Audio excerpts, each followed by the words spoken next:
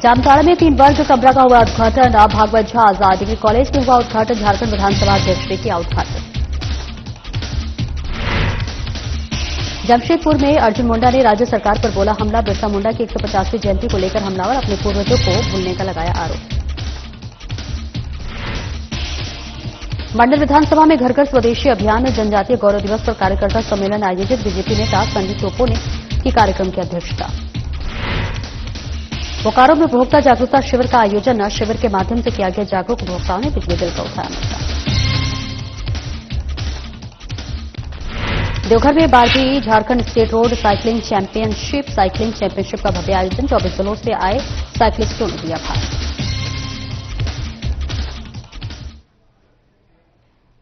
नमस्कार, स्वागत है आपका। मैं हूं आपके साथ सपना दीपक मद्देशिया। बुलेटिन का आगाज करेंगे। कुंडहित प्रखंड में भागवत झा आजाद डिग्री कॉलेज कुंडहित में 3 वर्ग कमरा का झारखंड विधानसभा अध्यक्ष रविन्द्रनाथ महतो ने उद्घाटन किया। मौके पर उपायुक्त रवि आनंद और अन्य गणमान्य अतिथियों ने संयुक्त रूप से दीप प्रज्वलित कर कार्यक्रम का शुभारंभ किया। उद्घाटन के उपरांत विधानसभा अध्यक्ष, उपायुक्त और अन्य अतिथियों ने महाविद्यालय वर्ग कमरा का निरीक्षण किया। कार्यक्रम को संबोधित करते हुए विधानसभा अध्यक्ष रविन्द्रनाथ महतो ने कहा कि शिक्षा किसी भी समाज की प्रगति की नींव है।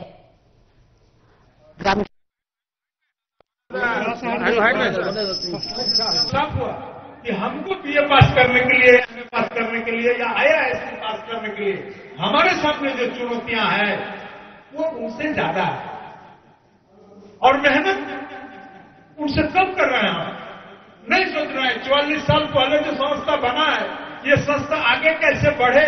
हमको नहीं लगता है कि आगे बढ़कर के किसी आदमी आज तक हम लोगों के समक्ष भी अपना बातों को रखने का काम नहीं किया है। एक आध आदमी है कभी कभी संस्था के कभी व्यक्ति के बारे में बोलते हैं और हम लोग भी प्रयास करते हैं। हमारा आर्थिक अनुकूलता के आधार पर हम लोग भी उस व्यवस्था को देने का काम करते हैं। और एक बात मैं आपको बताना चाहता हूं कि पहले स्कूल की संख्या कम थी। आज अगर आप स्कूल की संख्या को गिनेंगे तो हमको लगता है कि कई गुना ज्यादा हो गया। पहले हमारा हाई स्कूल के नाम से मात्र एक हाई स्कूल था जिसमें नाला कुंडहित और फतेहपुर में 3, कायरा बनी 4, खैर बनी 5, खाजूरी 6, बागडोरी 7, या इसी तरह मिला जुला के 7, 8, 10 के आसपास में हमारा था। आज अगर आप गिनेंगे तो ये हमको लगता है कि 15 से ज्यादा पार कर गया है। इंटर कॉलेज पढ़ने के लिए, आईएएस आईकॉन पढ़ने के लिए हमारे पास 3 संस्था था। एक नाला inter college, Kundahit inter college, 2 ही संस्था था।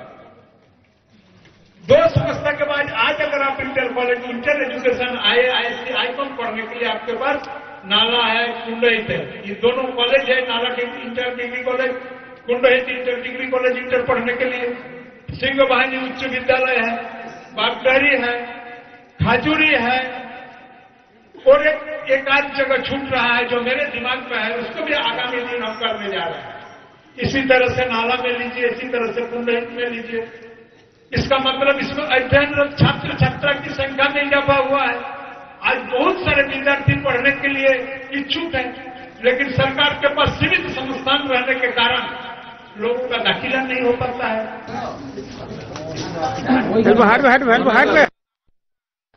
तो देखिए तस्वीरें आपको जामताड़ा से दिखा रहे हैं, जहां कुंडहित प्रखंड में भागवत झा आजाद डिग्री कॉलेज कुंडहित में 3 वर्ग कमरा का झारखंड विधानसभा अध्यक्ष रविन्द्रनाथ महतो ने उद्घाटन किया। मौके पर उपायुक्त रवि आनंद और अन्य गणमान्य अतिथियों ने संयुक्त रूप से दीप प्रज्वलित कर कार्यक्रम का शुभारंभ किया।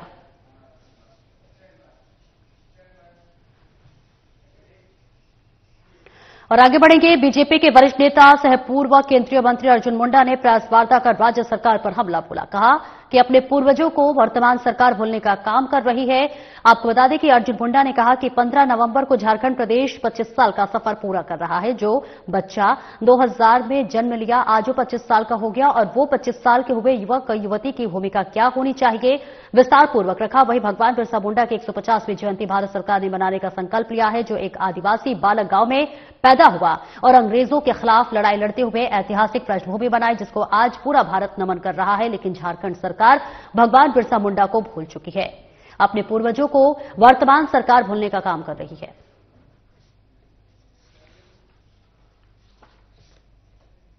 मैं निश्चित रूप से ये कहूंगा कि झारखंड प्रदेश जो इस समय 25 साल की यात्रा पूरा कर रहा है, और यदि हम ये कहें कि 2000 में जिस शिशु का जन्म हुआ वो 25 साल का हो चुका है।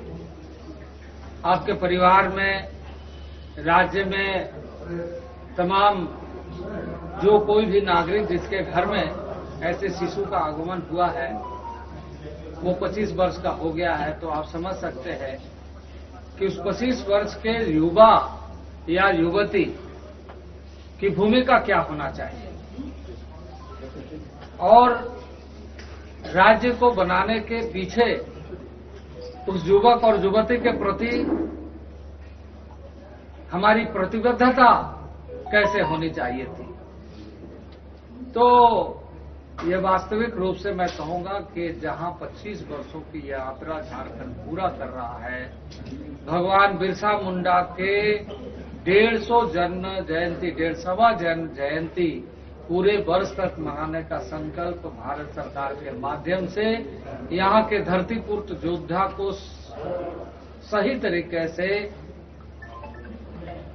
श्रद्धांजलि अर्पित करते हुए देश भर में देश के आदिवासी समाज को खास करके और देश भर में देशवासियों को इस बात के लिए गर्व महसूस करे कि एक आदिवासी बालक गांव में पैदा होकर किस तरीके से अंग्रेजों के खिलाफ लड़ाई लड़ते हुए अपनी ऐतिहासिक पृष्ठभूमि बनाई।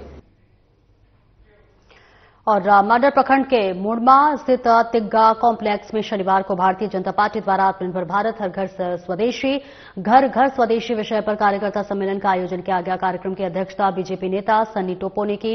सम्मेलन का स्वागत परंपरागत तरीके से किया गया। इस अवसर पर सन्नी टोपो जिलाध्यक्ष और सभी कार्यकर्ताओं को गमछा उड़ाकर सम्मानित किया गया और भगवान बिरसा मुंडा की तस्वीर पर माल्यार्पण किया गया। कार्यक्रम की शुरुआत राष्ट्रीय गान के साथ हुई। कार्यक्रम को संबोधित करते हुए सन्नी टोपो ने कहा कि प्रधानमंत्री नरेंद्र मोदी के नेतृत्व में भारत मेक इन इंडिया और आत्मनिर्भर भारत मिशन के माध्यम से विश्व में एक प्रमुख निर्माण केंद्र के रूप में उभर रहा है। उन्होंने कहा कि झारखंड की मिट्टी में अपार संभावनाएं हैं और यहां का हुनर, संसाधन और परंपरा आत्मनिर्भर भारत की असली ताकत है।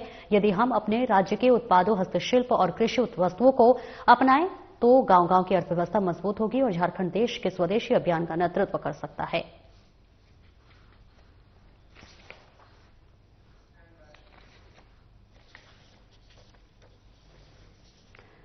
बोकारो के चास विद्युत आपूर्ति प्रमंडल द्वारा उपभोक्ता जागरूकता शिविर लगाया गया, जिसमें उपभोक्ता को जागरूक करने का कार्य किया गया है। उपभोक्ता का मीटर नंबर, मोबाइल नंबर और सिक्योरिटी डिटेल्स को अपडेट करने का भी इस शिविर में कार्य किया गया और इसकी शिकायतों को भी सुना गया और उसका निष्पादन किया गया। विभाग के एग्जीक्यूटिव इंजीनियर शैलेश तिवारी ने बताया कि चास क्षेत्र में अभी तक 21,000 स्मार्ट मीटर लगाया गया है और स्मार्ट मीटर नंबर के साथ उसका मोबाइल नंबर जोड़ना जरूरी है ताकि बिजली बिल में पारदर्शिता लाई जा सके।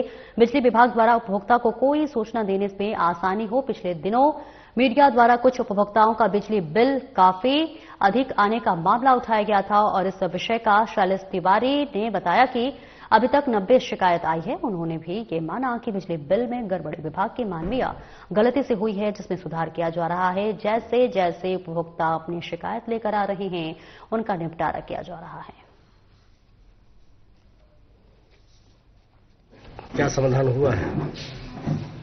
ये जागरूकता शिविर जो कंज्यूमर के जो ध्यानशीश थे उनके रिड्रेसल के लिए आज विद्युत आपूर्ति प्रमंडल चास में लगाया गया है, जिसमें मुख्य रूप से कंज्यूमर का जो मीटर नंबर है, उनका सिलबिट है, सिक्योरिटी का डिटेल है, मोबाइल नंबर है, इसको अपडेट किया जाना था। बहुत से उपभोक्ताओं की शिकायत थी कि बिल जनरेट हो जाता है, मेरा मोबाइल नंबर अपडेट है। जेबीबीएनएल अब स्मार्ट मीटर लगाने की प्रक्रिया में है। स्मार्ट मीटर में हम जैसे ही बिल जनरेट करते हैं उस मोबाइल नंबर पे आपके व्हाट्सएप पे बिल चला जाता है। तो इसके लिए बहुत ही आवश्यक है कि आपका up to date mobile number हमारे सिस्टम में अपडेट रहे। या और भी कोई मैसेज देना हो, जैसे कि आपका बिल बकाया है या लाइन काटना है, या कल के डेट में अगर हम 4 घंटे का पावर आउटेज रखते हैं, इसकी सूचना हमको उपभोक्ताओं तक देनी हो, तो इसके लिए भी हमें उनका एक संपर्क नंबर हमारे सिस्टम में रहना जरूरी है। इसीलिए आज ये जागरूकता शिविर लगाया गया है। बोकारो हवाई अड्डा को तत्काल चालू किया जाए और इस मार्ग को लेकर आज बोकारो हवाई अड्डे पर नागरिक अधिकार मंच के द्वारा जोरदार प्रदर्शन किया गया और नारेबाजी की गई। प्रदर्शन का नेतृत्व कर रहे मुकुल ओझा ने बताया कि 5 वर्षों से ये हवाई अड्डा बनकर तैयार है। यहां से जहाज कब उड़ेगा इसका इंतजार करते करते बोकारो के लोगों का सब्र टूट रहा है। जब भी मंच इसके विषय में आंदोलन होता है तो यहां के प्रशासन के द्वारा एक नई तिथि बता दी जाती है कि इस दिन को ये एयरपोर्ट चालू होगा, लेकिन अभी तक ये चालू नहीं हो पाया है, जिससे बोकारो के विकास में भी रुकावट आ रही है। एयरपोर्ट के अभाव में कोई भी बाहर की कंपनी या बाहर के डॉक्टर यहां आने से कतराते हैं, जिसके कारण यहां के लोगों को काफी परेशानियों का सामना करना पड़ रहा है और बोकारो का विकास भी रुका हुआ है। उन्होंने कहा कि जब भी हम इसके लिए आंदोलन करते हैं तो दिखावा करने के लिए कुछ न कुछ काम शुरू किया जाता है। बोकारो की जनता एक गैर राजनीतिक संस्था है जो किसी भी नागरिक के ऊपर जो समस्या आती है या उस जगह पे जो समस्या आती है उसको दूर करने के लिए हम नागरिक अधिकार मंच की तरफ से आवाज उठाते हैं। आज 5 वर्षों से हम लोग देख रहे हैं कि बोकारो का एयरपोर्ट करीब करीब बन के तैयार है, लेकिन कुछ जो ऐसे लोग हैं जो जानबूझकर इसको, चाहे राजनीतिक प्रतिद्वंदिता हो, चाहे वह जो भी कारण रहा हो, चाहे वह पदाधिकारियों की आपसी तालमेल नहीं हो, इस कारण से 100 करोड़ रुपया इस एयरपोर्ट को बनाने में खर्च हुआ है, जो जनता का पैसा है। फिर भी यह एयरपोर्ट आज 5 वर्षों से यूं ही पड़ा हुआ है। जब जब नागरिक अधिकार मंच की तरफ से आवाज उठाया जाता है तब तक उस आवाज को दबाने के लिए, जनता को भ्रमित करने के लिए केवल यहाँ का प्रशासन से या सरकार के द्वारा यह कह दिया जाता है कि फलानी तारीख को इसका उद्घाटन किया जाएगा। शनिवार को राजस्व और भूमि सुधार विभाग झारखंड सरकार के दिशा निर्देश में बीएलआर एक्ट के अंतर्गत लंबित मामलों से संबंधित कार्यशाला और समीक्षात्मक बैठक आयुक्त उत्तरी छोटा नागपुर प्रमंडल हजारीबाग पवन कुमार की अध्यक्षता में बोकारो निवास के सभागार में आयोजित हुई। मौके पर उपायुक्त अजय नाथ झा, अपर समाहर्ता मोहम्मद मुमताज अंसारी, प्रशिक्षु वन प्रमंडल पदाधिकारी संदीप शिंदे, अनुमंडल पदाधिकारी चास प्रांचल ढांडा, अनुमंडल पदाधिकारी बेरमो तेनुघाट मुकेश, मछुआ जिला भू अर्जन पदाधिकारी द्वारिका बैठा, भूमि सुधार उप समाहर्ता चास प्रभास दत्ता, जिला जनसंपर्क पदाधिकारी रवि कुमार, भूमि सुधार उप समाहर्ता बेरमो शामिल हुए। It never deeply penetrated to the downloaded level. माने सबके लिए, माने नीचे स्तर तक वो सिस्टम नहीं जा सका। 1767 में जब ईस्ट इंडिया कंपनी यहां आ गई तो लॉर्ड कॉर्नवालिस 1767 में लॉर्ड कॉर्नवालिस ने permanent settlement of Bengal 10 years के लिए उसके लागू किया और वो रिटेन रूप में लागू, मैंने कही कि एक एक्ट के रूप में लागू। तो एक्ट के रूप में जो पहला आया है वो लॉर्ड कॉर्नवालिस की है। आदरणीय श्री पवन कुमार सर, आपका बहुत बहुत स्वागत है सर। आज के कार्यशाला के संबंध में मुमताज जी ने लगभग पूरा टोन सेट कर दिया है और बस एक बात कहना चाहूंगा आप सबको कि आप सब रेवेन्यू के मैटर में कुछ न कुछ काम कर रहे हैं, रेवेन्यू से जुड़े हुए हैं। जो पीछे अंचल निरीक्षक हैं और जितने हमारे सीओ हैं वो सब अपने आप को कहीं न कहीं इसका सिद्धस्त भी मानते होंगे, सोचते होंगे कि नहीं हमको तो बहुत कुछ मालूम है, हम तो सब जानते हैं, हम जैसे करते हैं करेंगे। हर महीने सरकार को लाखों रुपए का राजस्व देने वाला जिला परिवहन कार्यालय अपनी बदहाली पर आंसू बहा रहा है। 22 कोट भवन के समीप संचालित डीटीओ कार्यालय का भवन पूरी तरह से जर्जर हो चुका है। सामान्य दिनों में भी क्षतिग्रस्त भवन की दीवार और छत जगह जगह से न सिर्फ टूट रहा है बल्कि किसी बड़ी घटना को भी आमंत्रित कर रहा है। हालात तो तब और भी ज्यादा भयावह और बेकाबू हो जाता है जब हवाओं के साथ आंधी बारिश शुरू हो जाती है।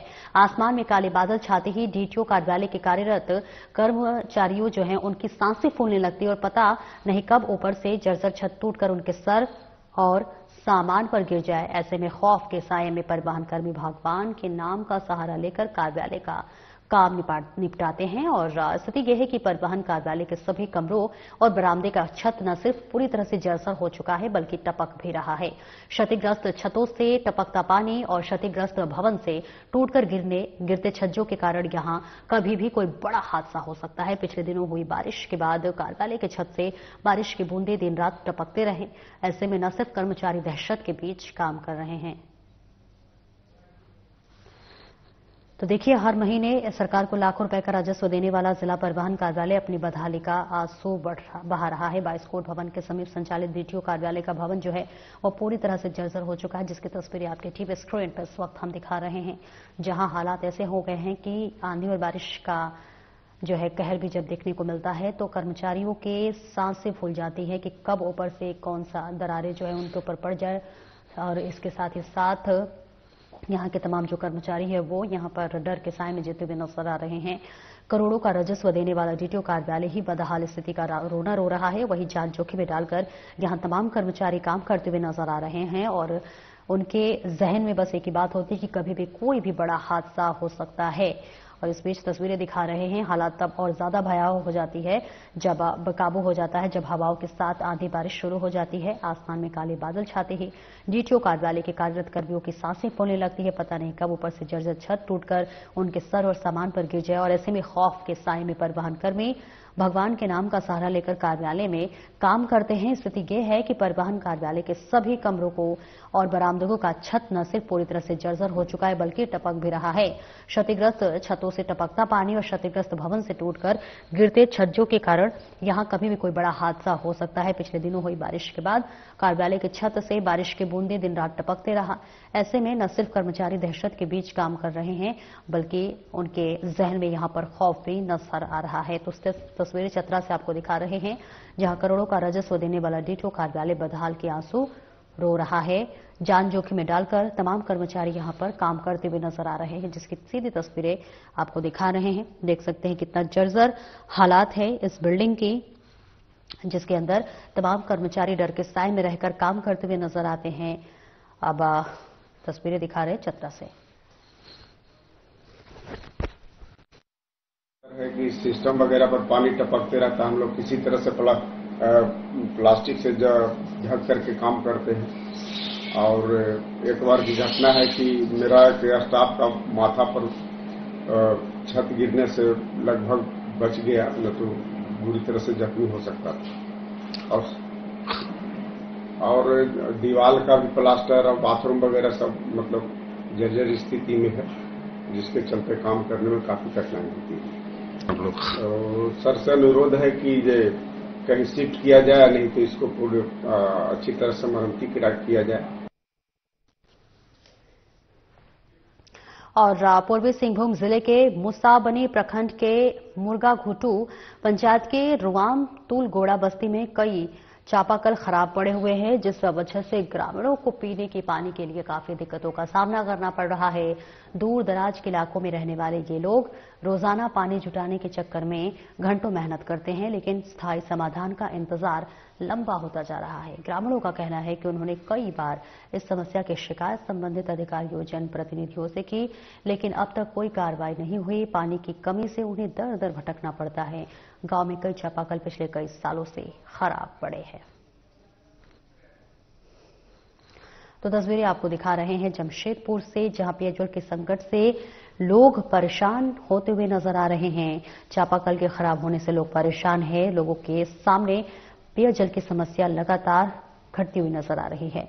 पूर्वी सिंहभूम जिले के मुसाबनी प्रखंड के मुर्गा घुटू पंचायत के रुआम तुलगोड़ा बस्ती में कई चापाकल जो है वो खराब हो चुके हैं। इस वजह से ग्रामीणों को पीने के पानी के लिए काफी मशक्कत करना पड़ रहा है, काफी दिक्कतों का सामना करना पड़ रहा है। परेशानियां बढ़ती हुई नजर आ रही है। दूर दराज के इलाकों में रहने वाले ये लोग रोजाना पानी जुटाने के चक्कर में घंटों मेहनत करते हैं, लेकिन स्थायी समाधान का इंतजार लंबा होता जा रहा है। ग्रामीणों का कहना है कि उन्होंने कई बार इस समस्या की शिकायत संबंधित अधिकारियों जनप्रतिनिधियों से की है, लेकिन अब तक कोई भी कार्रवाई नहीं हुई है। पानी की कमी से उन्हें दर दर भटकना पड़ रहा है और गांव में कई चापाकल पिछले कई सालों से खराब पड़े हुए हैं। इस वजह से यहां लोगों को कई तरह की दिक्कतें और परेशानियां झेलनी पड़ रही है। लोग परेशान हैं। हालांकि कई बार सरकार से गुहार भी लगाई जा चुकी है, लेकिन इनका सुनने वाला कोई नहीं है और दिक्कतें परेशानियों के बीच ही अपने जीवन यापन करने के लिए मजबूर हैं। हमारा गाँव नल सब नलगुला खराब আছে জল খাওয়ার খুব সমস্যা হয়নি তো এখন বর্তমানে দুটো মাত্র চালু হয়েছে বাকি সব খারাপ আছে এখনো পর্যন্ত বনে নাই আর বনে কি না বনে কোনো ঠিকানা নাই কত দিক্কত হচ্ছে তোমাদেরকে মানে পুরাই আমাদের দিক্কত আছে জলের কোনো ইয়েই নাই আর কি কি সমস্যা আছে আর ল্যাট্রিন বাথরুম এগুলো তো আমাদের বনাই নাই অনেক অনেক লোকের বনে নাই অনেক লোকের বনে গেছে বাছে বাছে বনাই দিয়েছে বাছে বাছে বনে নাই এরকম অবস্থা তো এখন তো ওই জলের দিকে যাওয়াও এখন বন্ধ হয়ে গেছে এখন চাষের দিন কত দিক্কত আমাদের সবলে বেশি মানে জলের সুবিধা নাই সব নল খারাপ আছে সোলার খারাপ আছে বহুত দূরে জল আনছি আমরা ভোট মাংতে তো বহুত লোক আসছে আমাকে ভোট দাও আমাকে ভোট দাও আচ্ছা কতদিন খারাপ আছে ওই 6 মাস 1 বছর হতে গেল আচ্ছা সব লোককে বলা হয়েছে কেউ আজ তক কেউ কথা শুনে নাই অমনি পড়ে আছে সব কিছু কত দিক্কত হচ্ছে তোমাদেরকে দিক্কত হতেই ছিল সব কিছু জলের দিক্কতেই বেশি আছে ল্যাট্রিন बाथरूम दिक्कत আছে दिक्कतें हो रही है यहाँ का हम लोग का पानी होने का बहुत दिक्कत है यहाँ कोई सुविधा नहीं है लैट्रिन बाथरूम का कोई सुविधा नहीं है यहाँ कंपनी खोल रहा है हम लोग का बहू बेटी कहाँ जाएगा लैट्रिन बाथरूम करने घर का परिस्थिति सही नहीं है हम लोग का कुछ घर का भी नहीं हो रहा है आने जाने रास्ता सही नहीं है हम लोग का एम्बुलेंस घुसने का जगह नहीं है कोई ऊपर इधर ऊपर पूरा नीचे तक एम्बुलेंस घुसने गाड़ी घुमाने उन्हें कहीं जगह नहीं हम लोग एक को यहाँ नल बोरिंग ब्रेक डाउन है चापाकल कोई बनाने का कोई ये नहीं हो रहा हम लोग बहुत दुख से झर रहे हैं पानी का यहाँ कंपनी खोल करके पानी तक एकदम नीचे चल गया पानी का कोई ये नहीं है हम लोग का कितना नल है गांव में अभी तो हम पूरा गिनने नहीं पाएंगे गांव में तो करीब 10-15 नल होगा ऐसा बात नहीं है। और आगे बढ़ेंगे बेरमो में पेयजल संकट गहराता जा रहा है। लगभग 20 दिनों से झारखंड सरकार की मेघा जलापूर्ति योजना में बिजली की समस्या के कारण पेयजल सप्लाई बाधित है। इधर सीसीएल द्वारा भी नियमित रूप से पानी सप्लाई नहीं होने पर एम्प्लॉय के क्वार्टरों में पानी नहीं पहुंच रहा है और पानी की समस्या से जूझ रहे लोगों ने जिला परिषद टीनू सिंह की अगुवाई में कोरपनिया मुख्य सड़क में CC1 का ट्रांसपोर्टिंग और बड़े वाहनों का आवागमन कई घंटों तक रोककर विरोध प्रदर्शन किया। देखिए जनता सड़क पर आई है इसलिए कि आज विगत 20 से 25 दिनों से झारखंड जो मेगा जल आपूर्ति योजना के तहत जो पानी आता था वो पानी आना बंद हो गया है और सबसे खराब बात है कि ये क्षेत्र सीसीएल क्षेत्र है और सीसीएल क्षेत्र में सीसीएल की भी जो जिम्मेवारी थी वो भी जिम्मेवारी वो अपना बंद कर दिया। तो आज मतलब ये स्थिति है कि अगल बगल का कुआं तालाब नाला ये सारा चीज ब्लास्टिंग जोन होने के चलते खत्म हो गया और जब ये ब्लास्टिंग जोन में खत्म हो गया तो आज लोग मतलब समझिए कि अपने जो नित्य क्रम है जो डेली का जो नहाना धोना बाथरूम जाना वो भी करने के लिए पानी आज के डेट में नहीं है।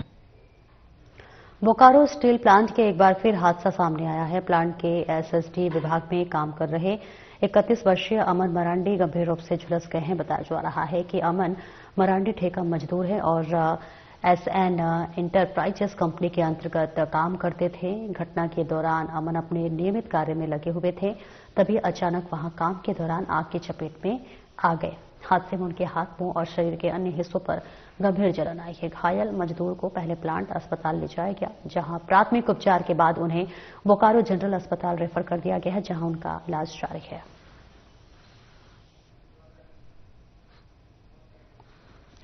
तो देखिए बोकारो से ये तस्वीरें आपको दिखा रहे हैं, जहां बोकारो स्टील प्लांट में एक बार फिर हादसा सामने आया है। प्लांट के एसएसडी विभाग में काम कर रहे 31 वर्षीय अमन मरांडी गंभीर रूप से झुलस गए हैं। बताया जा रहा है कि अमन मरांडी ठेका मजदूर हैं और SN इंटरप्राइजेस कंपनी में अंतर्गत काम करते थे। घटना के दौरान अमन अपने नियमित कार्य में लगे हुए थे और तभी अचानक वहां काम के दौरान आग की चपेट में आ गए। हादसे में उनके हाथ, मुंह और शरीर के अन्य हिस्सों पर गंभीर जलन आई है। घायल मजदूर को पहले प्लांट अस्पताल में लाया गया, जहां प्राथमिक उपचार के बाद उन्हें बोकारो जनरल अस्पताल रेफर किया गया, जहां उनका इलाज जारी है।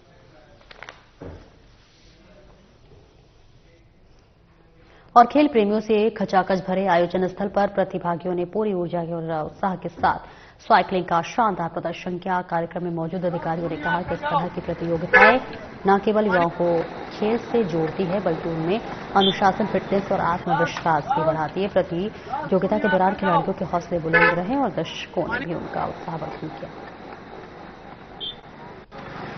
तो देखिए, देवघर से ये तस्वीरें आपको दिखा रहे हैं, जहां पर खेल प्रेमियों से खचाखच भरे आयोजन स्थल पर प्रतिभागियों ने पूरी ऊर्जा और उत्साह के साथ साइकिलिंग का शानदार प्रदर्शन किया। कार्यक्रम में मौजूद अधिकारियों ने कहा कि इस तरह की प्रतियोगिताएं न केवल युवाओं को खेल से जोड़ती हैं, बल्कि उनमें अनुशासन, फिटनेस और आत्मविश्वास भी बढ़ाती है। प्रतियोगिता के दौरान खिलाड़ियों के हौसले बुलंद रहे और दर्शकों ने भी उनका उत्साहवर्धन किया।